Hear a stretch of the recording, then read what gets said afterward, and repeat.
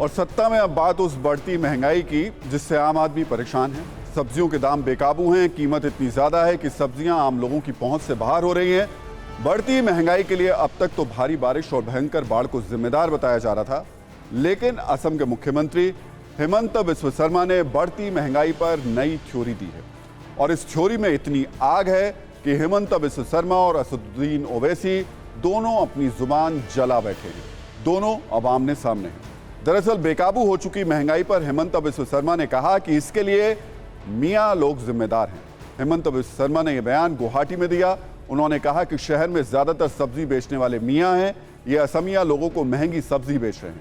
ये बात असदुद्दीन ओवैसी को चुभ गई और उन्हें पलटवार करते हुए उन्होंने कहा कि देश में एक ऐसी मंडली है जिसके घर अगर भैंस दूध ना दे या मुर्गी अंडा ना दे तो उसका इल्जाम भी मियां पर ही लगा देंगे। एक बार दोनों नेताओं के बयान सुनिए, फिर आगे की कहानी बताते हैं। गुवाहाटी आमी क्लीन কৰি দিব পাৰো।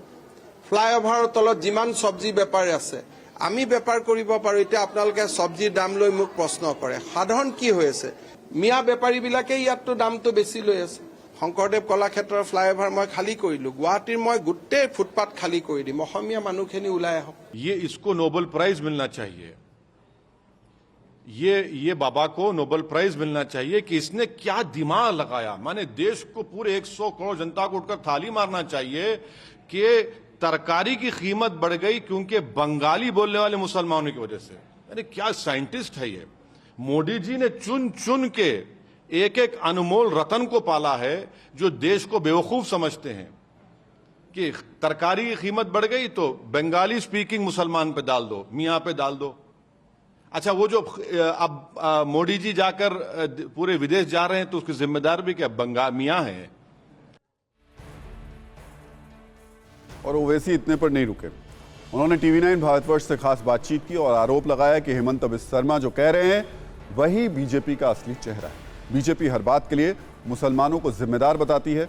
उन्होंने कटाक्ष करते हुए कहा कि जो बात हेमंत बिस्व शर्मा बोल रहे हैं उसे समझने के लिए दुनिया भर के अर्थशास्त्रियों को उनसे ज्ञान लेना चाहिए। इनको तो नोबेल प्राइज मिलना चाहिए और पूरे विश्व के इकोनॉमिस्ट को उनसे जाकर सीखना चाहिए कि जब कीमतें बढ़ती हैं तो किसके ऊपर इल्ज़ाम लगाना चाहिए। तो जाहिर है जो लोग पीएचडी की डिग्री ले रहे हैं उनको सब छोड़ के आसाम के मुख्यमंत्री के पास बैठकर सीखने की ज़रूरत है।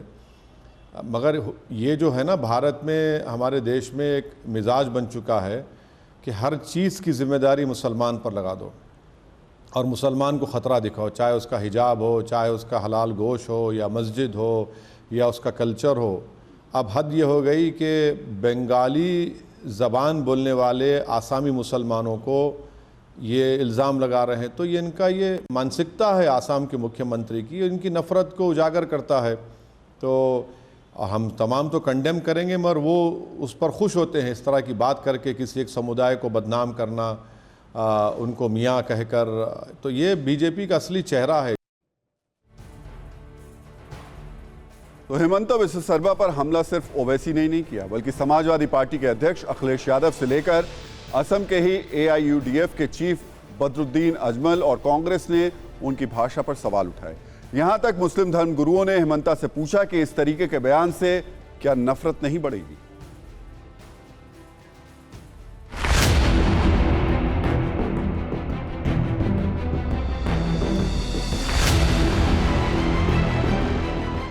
মিয়া বেপাৰীবিলাকে ইয়াততো দামটো বেছি লৈ আছে। मोदी जी ने चुन चुन के एक एक अनमोल रतन को पाला है जो देश को बेवकूफ समझते हैं।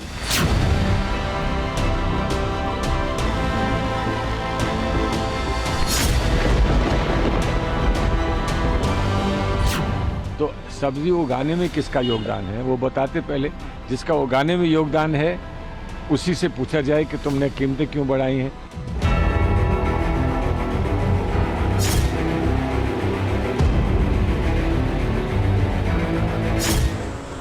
He is the head of the state. पता लगे क्या पैसे भी दुख लगी से।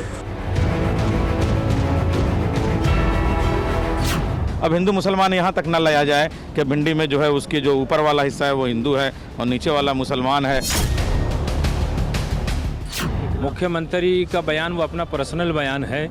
ये बयानात आजकल देके भारत को बर्बाद करने की कोशिश की जाती है। बयान भारत में वो होता है जो प्रधानमंत्री नरेंद्र मोदी जी सरकार के कानून के हिसाब से तय कराते हैं।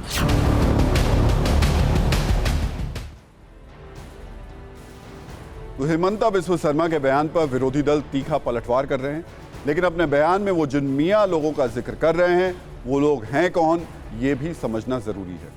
दरअसल गुवाहाटी में सब्जी बेचने में बड़ी हिस्सेदारी बंगाली मुसलमानों की है। ये वो लोग हैं जिनके पूर्वजों का बांग्लादेश से कनेक्शन रहा है। हिमंता बिस्वा शर्मा अक्सर इन पर निशाना साधते रहते हैं। महंगाई के मुद्दे पर भी उन्होंने ऐसा ही किया और कहा कि अगर असमिया लोग सब्जी बेचते तो वो अपने भाइयों को कभी इतनी महंगी सब्जी नहीं देते। मियाँ व्यापारी असमिया लोगों से सब्जियों के ऊंचे दाम वसूल रहे हैं, जबकि गांव में सब्जियों की कीमत कम है।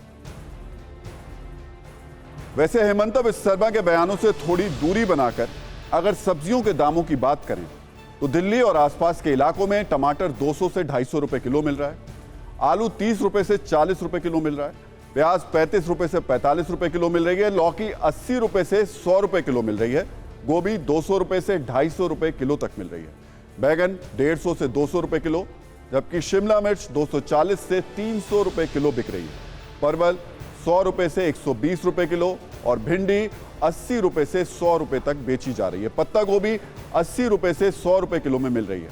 मटर इस रेस में सबसे आगे है। 1 किलो मटर के लिए आपको 400 रुपए तक देने पड़ सकते हैं। राज्य और महानगरों के हिसाब से कीमत में थोड़ा अंतर जरूर हो सकता है। वैसे अलग अलग शॉपिंग ऐप्स पर आपको सब्जियां और ज्यादा महंगी मिलेंगी क्योंकि वो आपके घर तक की डिलीवरी भी लेते हैं, डिलीवरी चार्ज लेते हैं। लेकिन सच्चाई ये भी है। कुल मिलाकर इस पूरे मामले में जो एक बड़ी बात समझ में आती है वो ये है कि नेताओं के पास राजनीतिक बयानों वाली एक खास टेक्नोलॉजी होती है जो मूल विषय से सबका ध्यान हटा देती है और बात किसी और विषय की होने लगती है। अगर सिर्फ बयानों से महंगाई कम हो सकती तो भारत में रोज इतने बयान दिए जाते कि महंगाई दर शून्य के नीचे ही रहती, कभी अपना सिर नहीं उठा पाती। इसलिए जब भी महंगाई पर किसी नेता का बयान सुने तो पहले उस पर से राजनीति की धूल साफ कर लें, वरना महंगाई पर नजरिया आपका कभी साफ नहीं रहेगा।